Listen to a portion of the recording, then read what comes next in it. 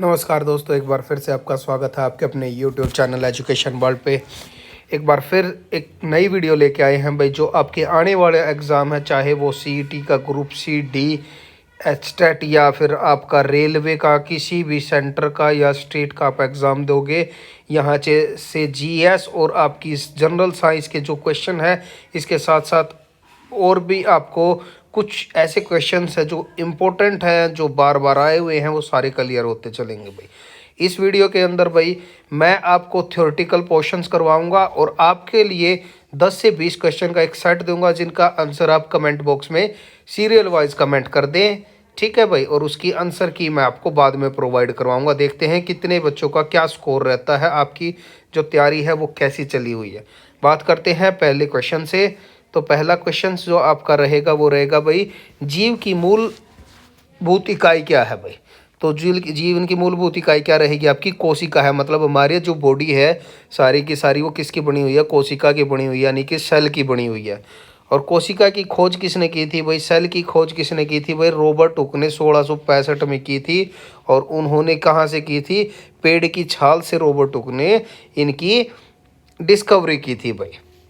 सर्वप्रथम कोशिका सिद्धांत का प्रतिपादन किसने किया। तो कोशिका जो सिद्धांत का प्रतिपादन किया था वो किसने किया था भाई, स्लाइडन और स्वान ने 1839 में। किसने भाई, स्लाइडन और स्वान ने भाई। रॉबर्ट हुक ने खालिस्तान को देखकर कोशिकाओं की खोज की। कोर्क का टुकड़ा भाई, कोर्क क्या होती है भाई, ये कोर्क इंग्लिश का वर्ड है, हिंदी में ये छाल होती है भाई पेड़ की। जो पेड़ का अपर पोर्शन होता है उसको कोर्क बोला जाता है इंग्लिश के अंदर।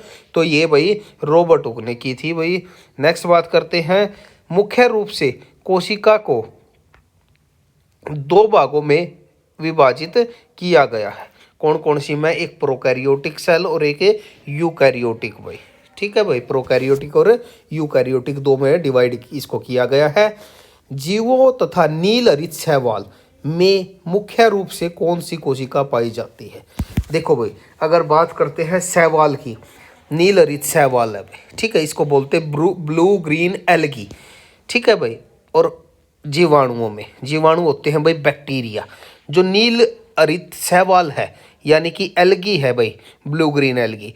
ये ब्लू ग्रीन एल्गी इसका नाम है, बट ये होता क्या है कि जीवाणुओं की किस्म में से है भाई एक। इसलिए ये सारे प्रोकैरियोटिक होते हैं। जो शैवाल बच गए वो सारे के सारे यूकैरियोटिक में चले जाएंगे भाई। ठीक है भाई, नेक्स्ट बात करते हैं, प्रोकैरियोटिक कोशिकाओं में श्वास का कार्य कौन करता है। मतलब भाई प्रोकैरियोटिक जो सेल होते हैं आपके, उनमें जो सांस लेते हैं या रेस्पिरेशन करते हैं वो किसके द्वारा होगी भाई, वो होगी मीजोजोम्स के द्वारा भाई। किसके द्वारा भाई, मीजोजोम्स के द्वारा होगी भाई, मीजोजोम्स के द्वारा भाई। किसके द्वारा, मीजोजोम्स के द्वारा होगी। जंतु और वनस्पतियों में कौन सी कोशिका पाई जाती है। जंतुओं में, वनस्पतियों में, मतलब प्लांट और एनिमल्स के अंदर तो कौन सी मिलेगी भाई, यूकैरियोटिक्स। तो कौन सी मिलेगी, यूकैरियोटिक्स। यूकैरियोटिक्स जो आपकी एक कोशिकीय जीवों को सम्मिलित किया गया है। जो यूकैरियोटिक है और एक कोशिकी है। एक कोशिका भाई अगर इंग्लिश में बात करेंगे तो इसको बोला जाएगा यूनिसेल्युलर। क्या बोला जाएगा भाई इसको, यूनिसेल्युलर। मतलब जिनके पास एक सेल होता है, एक कोशिका होती है, और यूकैरियोटिक है उनको बोलते हैं भाई प्रोटिस्टा जगत। कौन सा जगत, प्रोटिस्टा किंगडम भाई। नेक्स्ट बात करते हैं, यूकैरियोटिक कोशिकाओं में आरएनए का संश्लेषण किस में होता है। तो यूकैरियोटिक में आरएनए का जो संश्लेषण होता है, मतलब आरएनए जो बनता है वो किस में बनेगा भाई, न्यूक्लियोलस में बनेगा भाई, न्यूक्लियस के अंदर बनेगा भाई। और न्यूक्लियस क्या होता है, सेल का मिडल पार्ट है न्यूक्लियस भाई, जिसको नाभिक बोलते हैं भाई, न्यूक्लियस बोलेंगे। सबसे बड़ी कोशिका कौन सी है भाई, शुतुरमुर्ग का अंडा भाई सबसे बड़ी कोशिका है। संसार की सबसे छोटी कोशिका कौन है भाई, माइकोप्लाज्मा रहेगी। मानव शरीर में पाए जाने वाली सबसे बड़ी कोशिका कौन सी है। तो ह्यूमन में कौन सी मिलेगी भाई, अंडाणु यानी ओवम बनेगी भाई। ओवम सबसे बड़ी कोशिका, और ये किसके अंदर मिलती है भाई, फीमेल के अंदर मिलती है भाई ओवम। ठीक है भाई, ओवम क्या होता है, ओवम होता है भाई जैसे फीमेल के गैमेट होते हैं भाई, उनको ओवम बोलते हैं भाई। मानव शरीर में पाई जाने वाली सबसे छोटी कोशिका कौन सी है? तो सबसे छोटी कोशिका कौन सी रहेगी भाई? सेरिबेलम की ग्रेन्यूल सेल्स जो है आपकी वो रहेंगी भाई, आपकी सबसे छोटी कोशिका रहेंगी।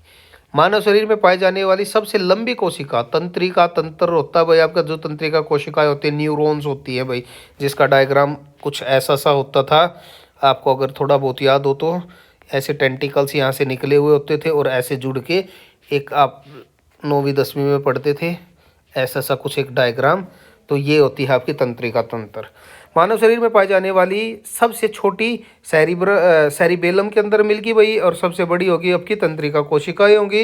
नेक्स्ट बात करते हैं, यह किसने प्रस्तुत किया कि सभी पौधे एवं जंतु कोशिकाओं से बने हैं तथा कोशिकाएं जीवन की मूलभूत इकाई है? तो ये भाई स्लाइडन और सवांस ने ही ये बात कही थी कि जो पौधे हैं और जंतु है वो कोशिका से बने हुए हैं। स्लाइडन और सवान आएंगे भाई इसका आंसर। कोशिकाओं में केंद्रक की खोज किसने? भाई केंद्रक क्या होता है भाई? जो आपका अंदर उसके प्रेजेंट होता है, केंद्रक केंद्र में जो प्रेजेंट होगा भाई, रॉबर्ट ब्राउन ने की थी वो 1831 में। वास्तविक केंद्रक किस में उपस्थित होता है? तो किस में होगा भाई? प्रोकैरियोटिक कोशिकाओं में। एक कोशिका में सबसे बड़ा कोशिकांग कौन सा होता है? तो नाभिक होगा भाई।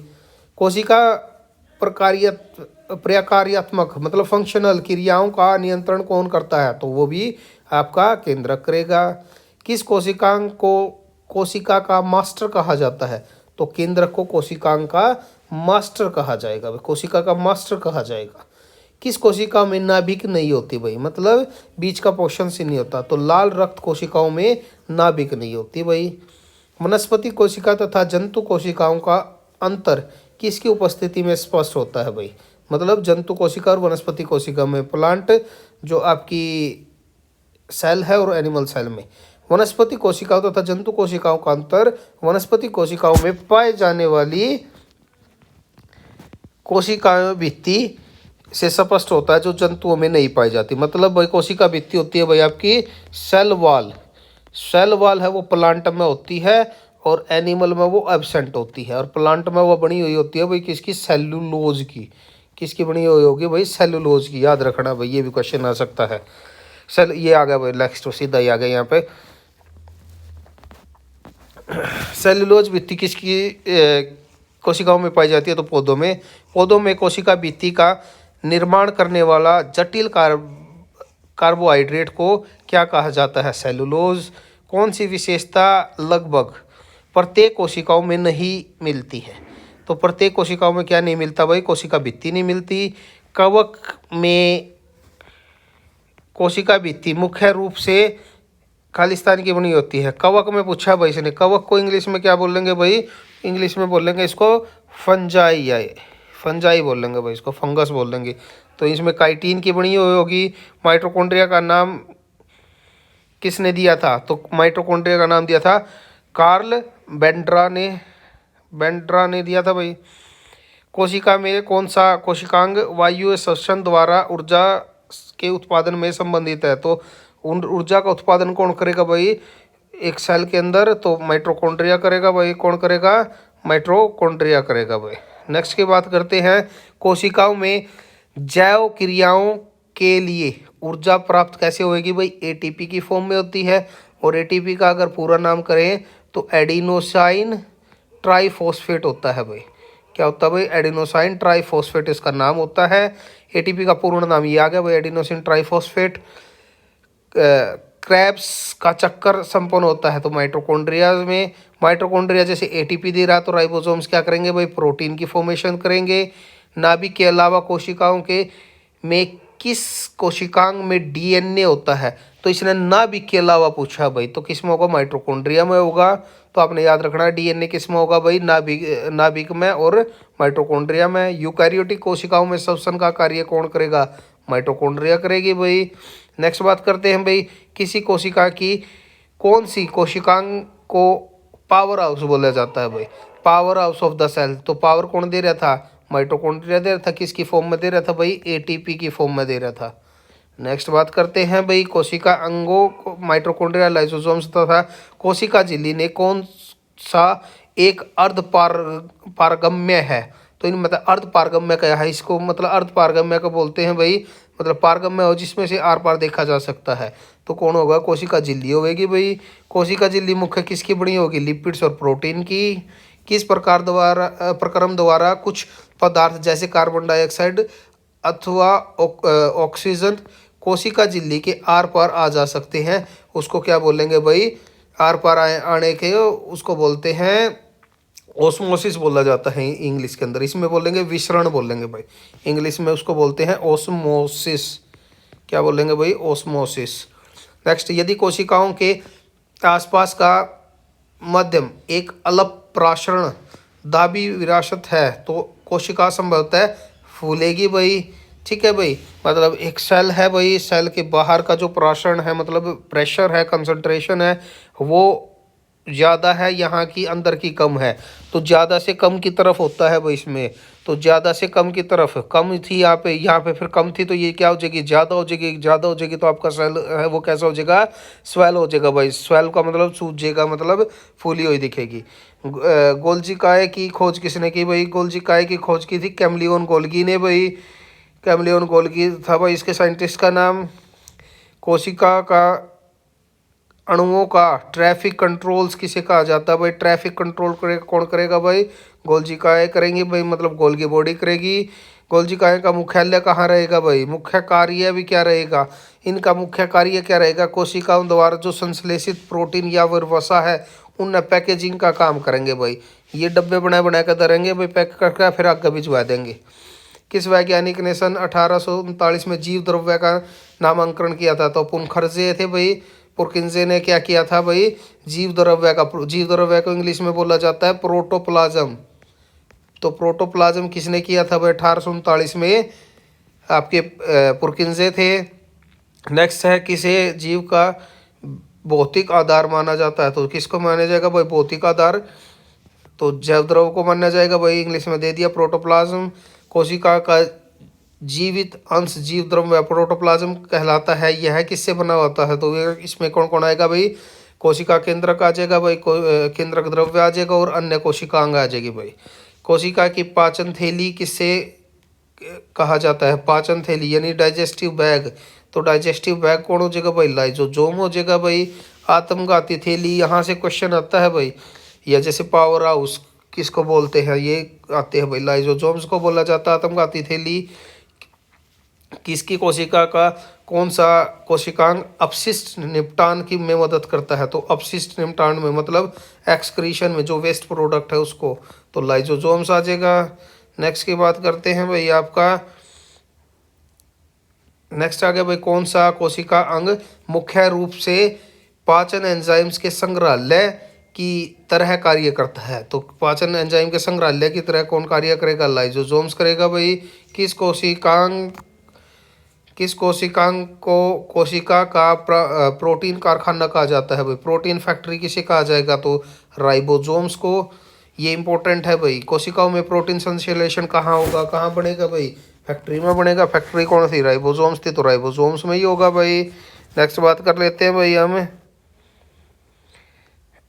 नेक्स्ट आपका क्वेश्चन आता है भाई, कोशिकाओं में राइबोसोम्स की अनुपस्थिति में कौन से कार्य उचित रूप से संपन्न नहीं होंगे भाई, क्या संपन्न नहीं होगा, अगर ये है तो प्रोटीन कारखाना है, तो प्रोटीन कारखाने में क्या बन रहा है, प्रोटीन बनेगा, और प्रोटीन अगर ये ही नहीं काम कर रहे तो प्रोटीन है वो बनना बंद हो जाएगा, प्रोटीन संश्लेषण का काम नहीं होगा। कोशिकाओं के 4 अवयवों में कोशिका द्रव्य, कोशिका कला, नाभिकीय लवण है, इनमें से उस कोशिकाओं को पहचानिए जो पौधों की कोशिकाओं में पाई जाती है किंतु जंतु की कोशिकाओं में नहीं, तो वो क्या आ जाएंगे भाई, आपके लवण का आ जाएंगे भाई, लवक इसके अंदर पाए जाते हैं उनके अंदर नहीं मिलेंगे भाई। पादप कोशिकाओं में लवक कितने प्रकार के होते हैं, पादप कोशिकाओं में जो लवक होते हैं जो क्लोरोफिल होंगे, तो वो कितने प्रकार के होंगे भाई, वो अलग अलग 3 प्रकार के होते हैं भाई। 3 कौन कौन से होंगे, हरित लवक हो जाएंगे भाई, आणविक लवक हो जाएंगे, अम्लीय लवक हो जाएंगे, और वर्णीय लवक हो जाएंगे भाई। ठीक है भाई, ये आपकी वीडियो रहेगी भाई पूरी की पूरी, आप देख सकते हो पूरी वीडियो को, और इस वीडियो के अंदर हमने मोस्ट इम्पोर्टेंट क्वेश्चंस करने का काम किया है भाई। और ये वीडियो आपने एक बार अच्छे से जाकर सारी के सारी क्वेश्चन है वो बड़े ध्यान से पढ़ने हैं, क्योंकि यहाँ से क्वेश्चन पूछा जा सकता है भाई। नेक्स्ट बात करते हैं भाई, आपको देने वाले क्वेश्चन है जो उनकी बात करते हैं। तो आज वीडियो ये आगे भी थी भाई, हमने इस वजह से नहीं की क्योंकि हमने आगे अभी अगर करेंगे तो वीडियो इतनी लंबी हो जाती है, फिर बच्चे बहुत कम देखना पसंद करते हैं। अभी हम सिर्फ क्वेश्चंस की बात करेंगे भाई, क्वेश्चंस की बात करेंगे। ये है भाई, सारे क्वेश्चंस का जवाब आपको देना है। आप स्क्रीनशॉट लेते रहें और अपने क्वेश्चंस का आंसर दे भाई। सारे क्वेश्चन तकरीबन पढ़ाए हुए हैं। जैसे एनिमल में से किस में लिंग सूत्र नहीं होते हैं भाई, तो लिंग सूत्र क्या होते हैं भाई आपके, ये होते हैं क्रोमोसोम्स होते हैं भाई। सेक्स क्रोमोसोम्स पूछ रहे हैं इनमें किस में नहीं होते हैं भाई, तो ये आपको मैंने करवाए हुए हैं जैसे। और कुछ आपके आने वाले एग्जाम्स के लिए इम्पोर्टेंट रहेंगे भाई। नीचे आंसर नहीं दिखाएंगे भाई, आपको 20 क्वेश्चन है, 20 के 20 क्वेश्चन आपने करने हैं, ठीक है भाई। और 20 क्वेश्चंस का आप करोगे। साइंस के 20 क्वेश्चन है भाई। जो क्वेश्चन आपको आते हैं ठीक है, जो नहीं आते हैं तो आप कमेंट बॉक्स में कमेंट करके ज़रूर डालें कि अपने आंसर डाल दे भाई। जो आपको नहीं आएगा नेक्स्ट वीडियो के अंदर इसी को काम